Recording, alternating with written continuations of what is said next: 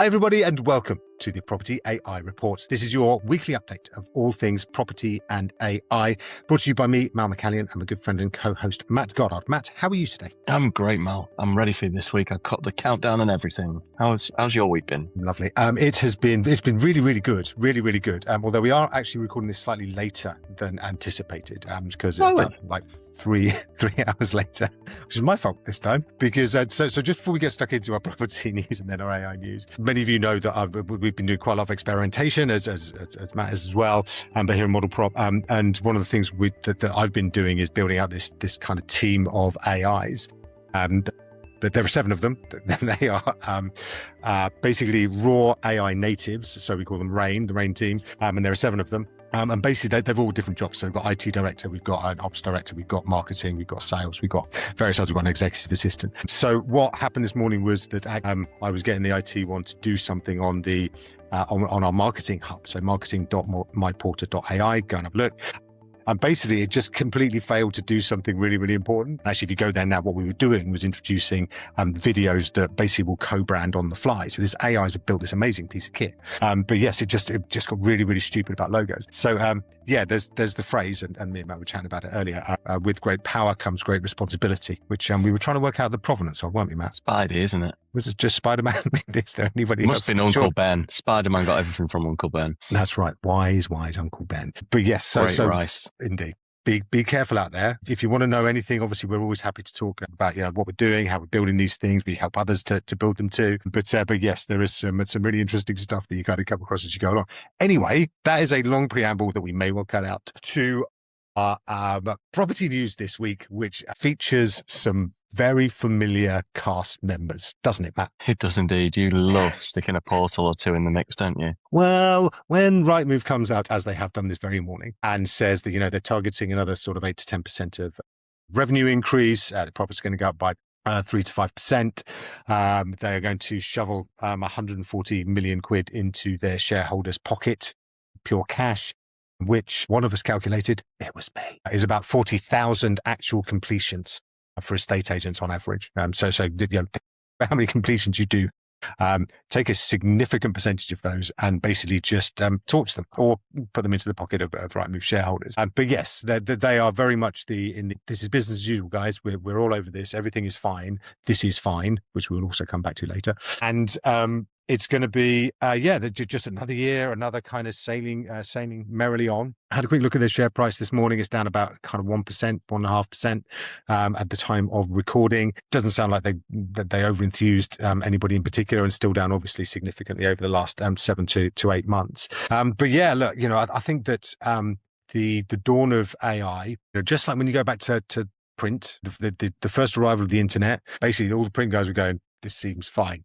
And in the end, it kind of wasn't. I think, obviously that there is a very firm focus that we have and others on, helping agents to get out from under the boot of that particular organization, particularly as it continues to hike prices and has basically told the market that that's what's going to carry on doing all of this year. The only slight kind of bit of difference is that mortgages, they're going to whack up by, 20 to 30% or something like that. So they're really coming after, agents' additional revenue streams as well as the kind of core cost base. But yeah, Matt, anything else that kind of jumped out to you from there? Not significantly, only that obviously if we'd recorded on time, then we would have missed that story completely. So at least we're up to date on that one. And I suppose alongside that, the other news article you had was about their Glow TV campaign that's due to start landing from tonight, actually, isn't it? It's going out primetime television during the Neighbourhood Gogglebox and World Seniors Snooker Championship, which I know you'll be watching. But you know me so well. What did you make of their new advertising campaign? Am I allowed to tell? Am I allowed to say this again? So listen, the key kind of takeout, the big sort of punch or emotional kind of moment was 63 properties in your budget, it said, was like the big payoff. It's like, portals have been doing that since 2001. It's like being able to find number of properties in your budget. It's like, is that it? Look, it strikes me very much as as one would expect, a very corporate advert. Very well done, very beautiful, of course. The corporate advert from a corporate committee sitting in a meeting room in Rightmove Towers. Soho Square, isn't it? Soho Square, yes, very much. Just kind of, again, high on their own supply and thinking that this is, this is the kind of this is what people want to hear. No real surprise, they're not going to break this particular machine if they don't have to. So, yeah, just interesting to see them spending all that money in this particular way to try and lock in the consumers. But yeah, it's another year of just same old, it's the same kind of advertising campaign, same kind of prices going up for agents, the same. So, it's been 25 long years now. It's probably time that it changed. Anyway, let's move on to our second story in our property news. And this one relates to influx of different AI products and services coming into the market. There's been a WhatsApp assistant for estate agents, which has been launched by a company called Vaco, V-E-Y. Not Vico, by Eurolink. VECO, not V-E-C-O. There has been an AI assistant that's been launched by a company called, I think, estateagents.ai, and yes, various other AI tools targeting productivity and various other things and so on. So again, it just speaks to this kind of coming wave, I think, of organizations, companies seeing an opportunity, seeing something that they perceive to be a problem in the market and kind of going after it.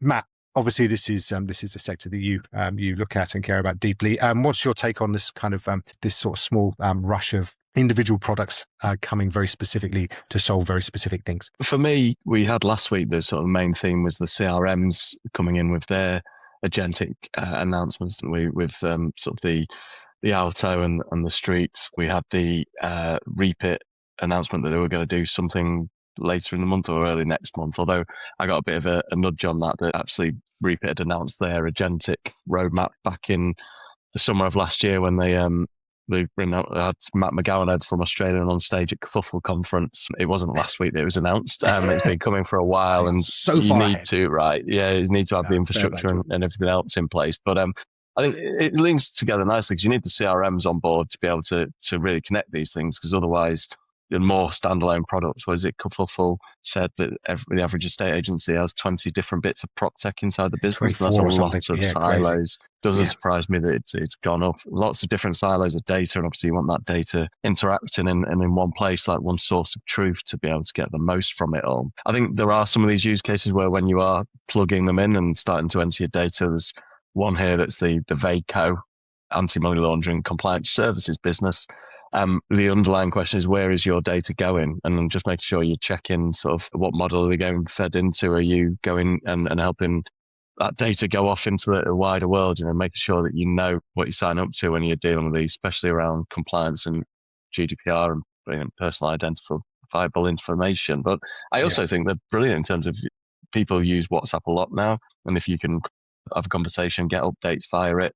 I've used WhatsApp to speak to my a couple of my agentic. What you've got now? 7 of your Rain Men, was it? You said, or 9 of them? Yes, 7. I've got a couple that I discuss things via WhatsApp. I've got a couple that I have Slack channels with, just depending on the use case. So being able to gather that information, and as an end consumer, live where you live, basically. You don't need to be swapping and downloading apps and doing things out of context that you normally work. I think it's brilliant a use case, and absolutely where AI will start to make a difference. I know with the estateagents.ai offering, you a little bit concerned by some of the wording around the press release. Yeah, I do think so. So I think that the intention of the guy called Tom Lodge was right in terms of he was kind of trying to warn people that this technology is so good, it's so scary. But of course, in the PR, that was the word that most of the journalists picked up on. It was like, this is scary tech, guys, and almost like, don't use it. So I kind of think, but I do think that it's an interesting PR moment.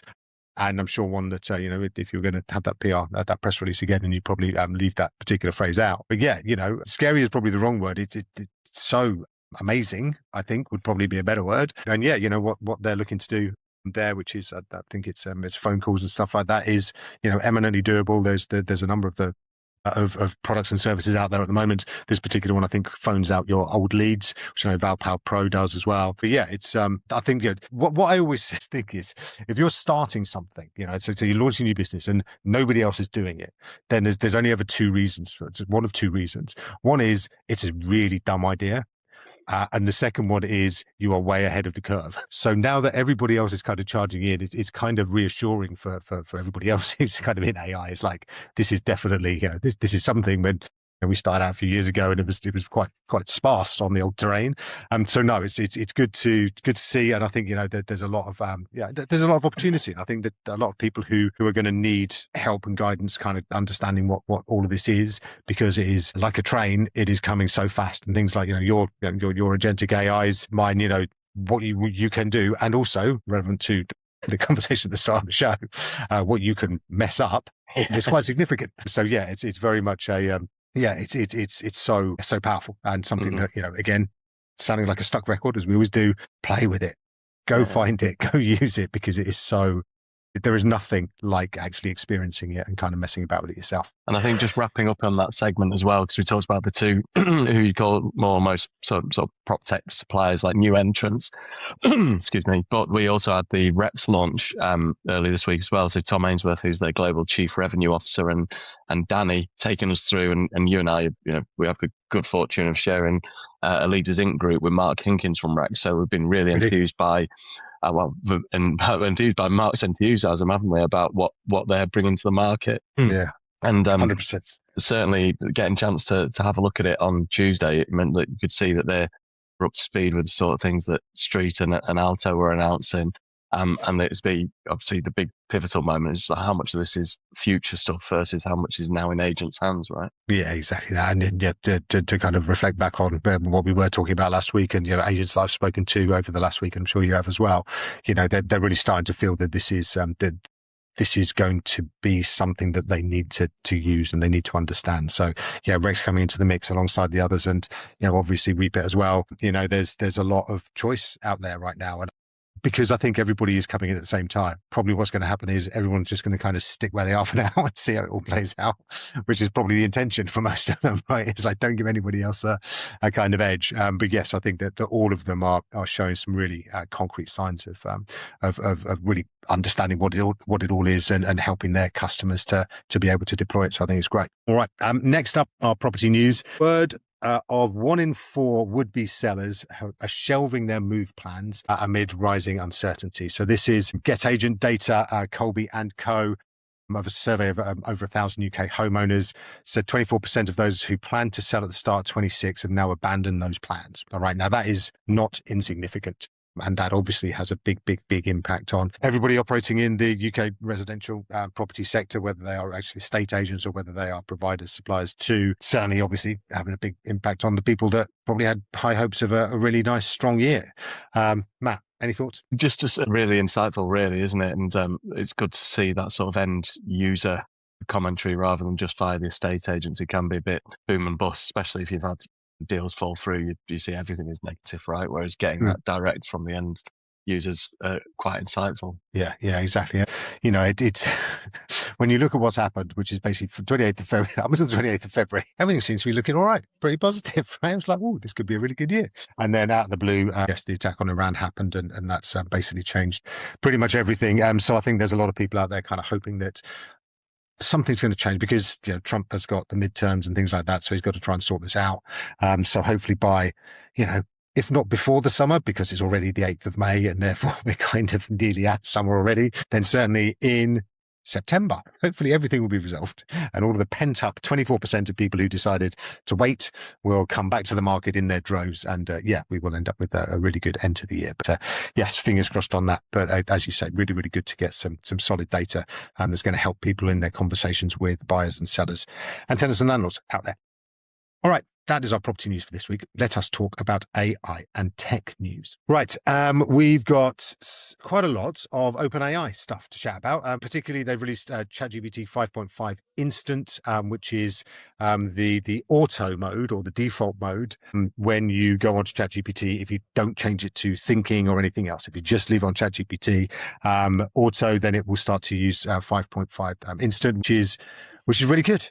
And I know I said last week it's really good when ChatGPT 5.5 came out, and it's difficult to get more excited than that, but because it's really good. I don't know, Matt, have you got any other adjectives that are slightly more exciting?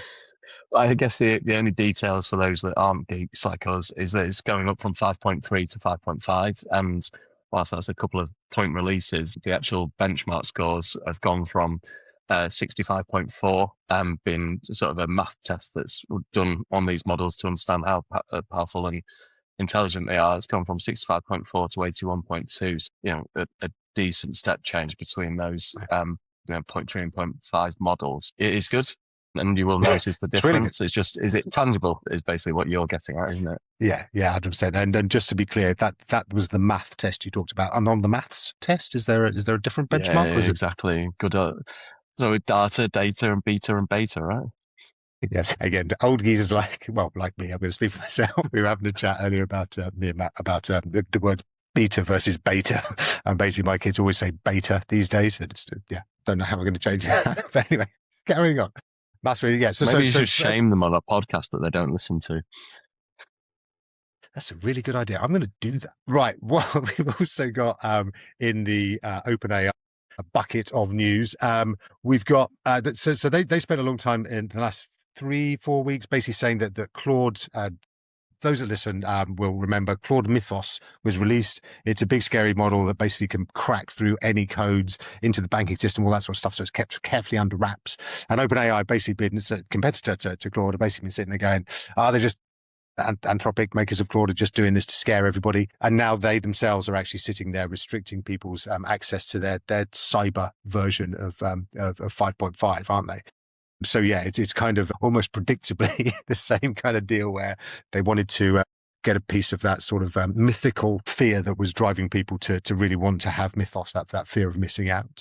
Couple more things on OpenAI. They've changed the Microsoft deal again. So now OpenAI can be seen on other partners such as Amazon. They can indeed. It was that 50 billion deal with Amazon was the one that was sort of putting this under scrutiny, wasn't it? And I think a big part of that rewritten deal yet again was that the OpenAI and Microsoft legacy deal that's been in place was that would finally come to a resolution and end as and when AGI was reached, artificial general intelligence, for those not down on the acronyms. And it's a very woolly term and like no actual benchmarks, for want of a better phrase, as to how that would be achieved. So it sounds like that has been revised once again as part of this deal. It's certainly been a busy week for OpenAI. It always feels like a school ground spat between them and Anthropic, doesn't it? Even before they refused to hold hands at the convention the other month. But if the other part of it is they're looking at making a phone now, aren't they? Absolutely, which, and again, because we're sad geeks, right? We keep talking about devices and think, I wonder what, Johnny Ive and Sam Altman are kind of getting together. And is it an in-ear thing? Is it a pen? Is it like, a little card that kind of sits in your wallet? And now they're talking about a phone. And, part of me thinks they haven't got a clue. They're just throwing stuff out and just trying to make some noise, because so far there has been zip of any kind of prototypes or even noise that you usually hear. Are we not seeing the puck floating around? Well, but yeah, is it true? Is it real? It's just, it all seems like a bit of I'm just going to stick with my electronic dictaphone for those listening to us. I'm waving my dictaphone around. Dictaphone. And that is Cloud, is it? Claude, Meta, Marta, Potato, Beta, Barter, whatever. Crack on. Yes. So I think that, again, it just feels like a device will come. It will probably sometime in 2027, and it will probably be, the first one will probably be something that everybody kind of goes, and then somebody will absolutely crack it. And it might be OpenAI, it might be one of the others, but yeah, it's again just interesting, because it's almost back to the future, isn't it? It's like, so this massive, big technological business from the future is now making a phone, like it's 2006, basically. All right, so that's OpenAI. We are segueing a little bit away from them, but not too far, because they are in court. And again, those listening last week will know my excitement at the gossipy gossip that's coming out of this courtroom. Elon Musk versus the other founders of OpenAI, Sam Altman, Greg Brockman. Elon himself testified in the last week that XAI, which is his large language model, his frontier AI business, owned now by SpaceX, it trained its version of ChatGPT called Grok on the OpenAI models. Now, this was thought historically to only be something that the Chinese models did, was basically try and distill, as they call it, all of this particular model down into sort of smaller knowledge base, not have to go through all of the training that the bigger models had to do, just kind of use them to shortcut it. But it turns out that actually XAI has been doing exactly the same to OpenAI, and that's been kind of frowned upon, I think, hasn't it? As a kind of not a thing to do in polite society. Not at all. And it's certainly been interesting. I know you love the gossipy stuff. There's the Greg Brockman was on the stand and being quizzed, and it was his journals, I think we touched on last week, were going to be, whether they're read out in court, whether we're going to put forward as evidence. And actually, it came out that about how Elon actually came to leave OpenAI, because people forget that he was sort of there at the very start, wasn't he? He was, yeah. But then it's not just all gossip that Elon's involved in this week. He's actually brokering a deal with Anthropic, who surged ahead recent weeks and become probably the leading foundational model. We know from our conversations that they've been really struggling with resources and sort of limiting what they've got done. And so they've done a massive deal with SpaceX, haven't they? That they've announced at their, what's it called? Code with Claude event that's been running over in America this week. Yeah. So I always get a little bit sus about the fact that, you know, when Elon's kind of down, or there's some negative stuff, as there has been about this court case, suddenly there's a big announcement and, oh, look over here, look over the shiny thing over here, don't look over there. And yes, but it's a big deal, right? You know, Anthropic, as you say, you know, they've been struggling with compute. It's become so popular over the last 6 months or so, particularly. And, you know, I find myself, so I have like the max version of Claude, which is, you know, 75 quid a month or something like that. And the amount of tokens I get, so the amount of actual usage I get, has fallen off a cliff over the last 6 weeks or so. It's literally just like falling through my fingers. It's like, what? I used to be able to do so much more than this for my 75 quid. But yeah, they are obviously constrained. But it's a super model, obviously. And yes, they're now kind of partnering up. And I think, you know, people keep looking up and looking out into space and thinking there must be a way of putting, you know, getting compute from up there, because we're running out of space down on Earth. There are a lot of complaints and court cases, and, you know, people not wanting data centers in their, you know, in their vicinity, in their villages. So yeah, it's looking like, you know, moving out into the great blue yonder is going to be the right thing for a lot of these businesses to do. So yeah, again, I think it's good. It's right. It's the thing that they should be doing.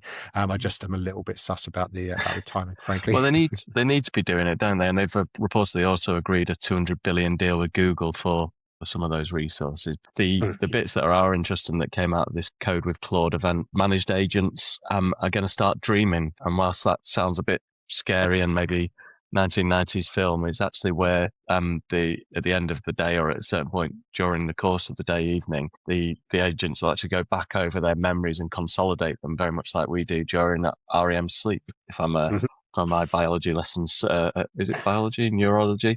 So they're actually consolidating it. So we're learning across all your 7 Rain Men and understanding what they've learned during the day, consolidating that and updating their various memory files, so that you're not having to sort of constantly bounce and remember that actually you taught this one guy something that you haven't spoken to the others about.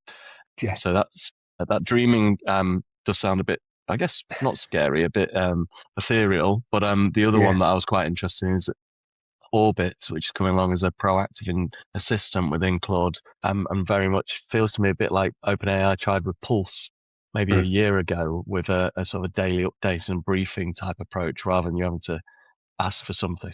And excuse me, and in a way, I guess it's a bit like you could be doing with scheduled tasks already, but this will be able to draw on your emails and calendars and give you an update of everything you've got to come ahead in the day. Yeah, and yeah, like you said, I think that it's the proactive bit of that that's really quite interesting. It's not just going to sit there and wait for you to tell it what to do. It's going to actually kind of, you know, offer you things like, this email has come in, would you like to respond in this way, which basically reflects your particular style and so on and so forth, and reflects what you've replied or how you've replied to that person in the past. So if they're really good friends of yours, then they'll be cheerful. If it's something a bit more formal, and so on and so forth. So yeah, I think it's a kind of obvious next step, but it's going to be a really important one, because we're going to start seeing these things take action based on understanding of what we might need. And that's just going to kind of move much, much closer towards the future, which is where basically these things are just doing stuff autonomously without even our intervention in the main. All right. Wanted to cover a couple of Apple stories that have kind of bounced around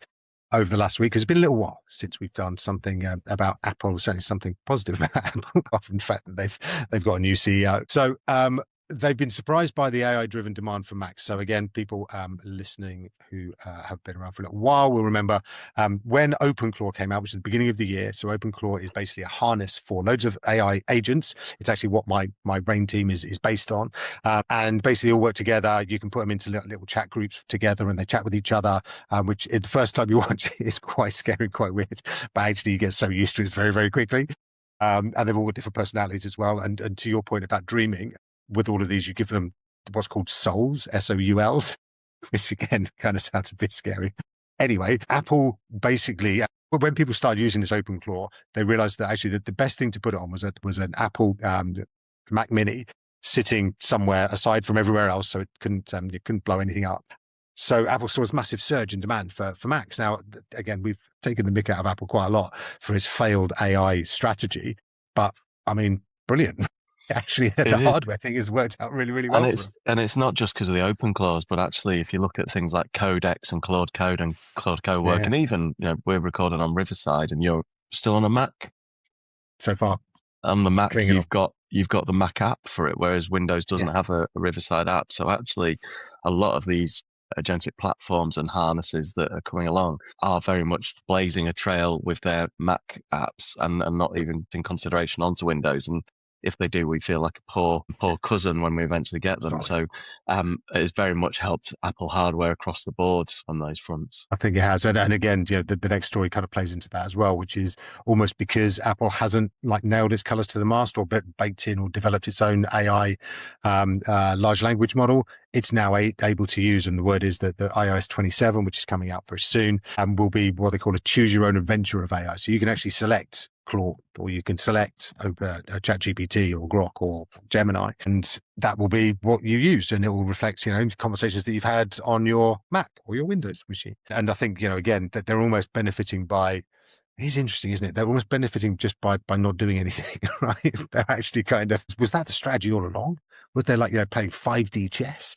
And actually, this is it. Now they're actually in the driving seat because they can decide. They're kingmakers of actually who gets onto the iPhone or who's able to kind of plug in and stuff like that. So yeah, it feels it feels quite smart of them, or just very lazy. But what do they say about luck, hard work, and opportunity? That's right. I'm not sure that's necessarily the case here, but yeah. Good luck to them. Indeed. All right, just a couple more things we're going to bundle them up into other news.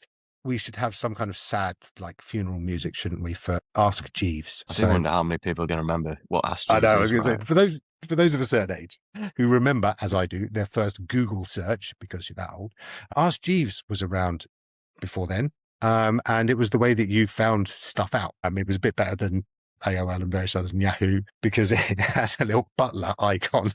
And that was the only difference. And it was called ask.com, but it was Ask Jeeves. And it's dead. RIP. Good luck out there. So that went down this week. And yes, obviously very sad for nostalgia fans. I'm sure something will come back at some stage with it. Also, in other news, AI-generated actors and scripts are now ineligible for Oscar nomination. Okay, so the thing that struck me here was AI-generated scripts. It's at what point, how are you going to know?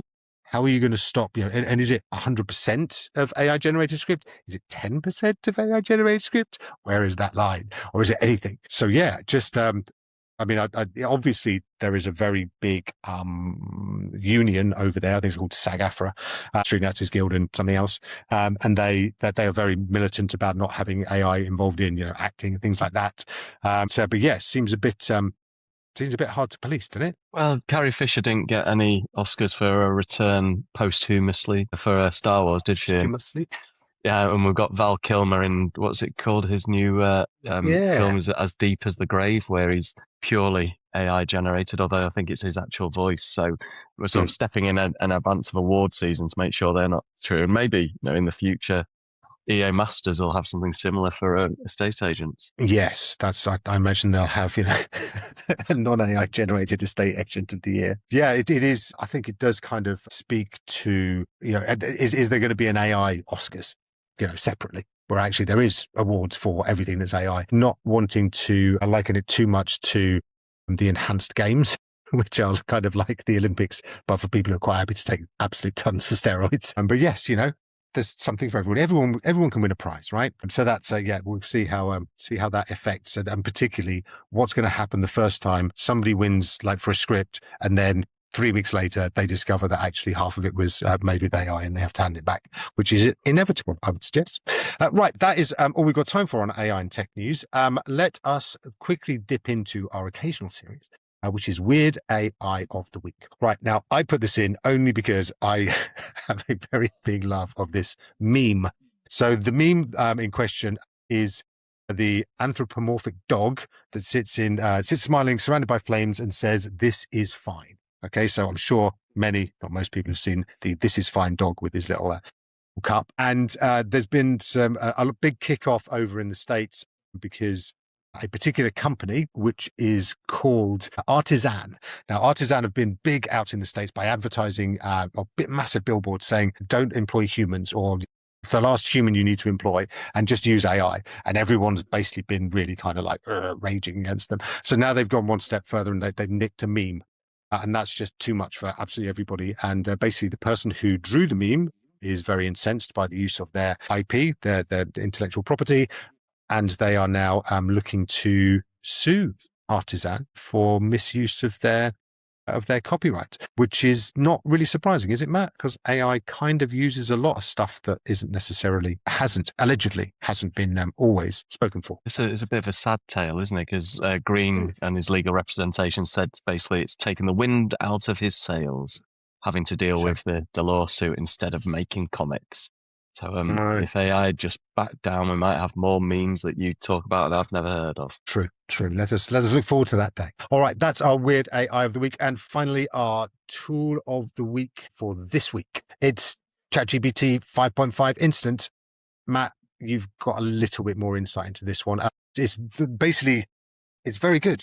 I think I might have said that. Really good. But it's smarter, clearer, more personalized is basically the kind of hook. But basically what we're saying, as we do with Tool of the Week every week, is people should go and try it, right? Yes, exactly that. And cheaper as well if you're using it by the API. Well worth a look. It's in there now. Run some of those queries that you normally run. See how those responses come back.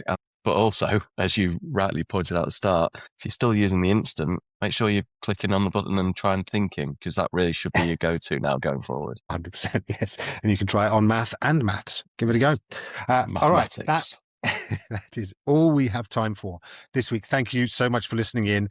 We will be back again next week when we will be bringing even more property and AI news. Matt, this compels me to ask, whereabouts are you going to be next week when we try and do this badly? Depends on what time you don't show up, Mal. But one of the things, I was running around Brixton earlier this week and I sent you a video. I saw one of the Waves driverless cars being tested. And I've also been sent pictures of the Waymos being tested in North London. So at some stage, maybe we need to do a podcast from the back of one of those like we threatened to do a year ago. Yeah.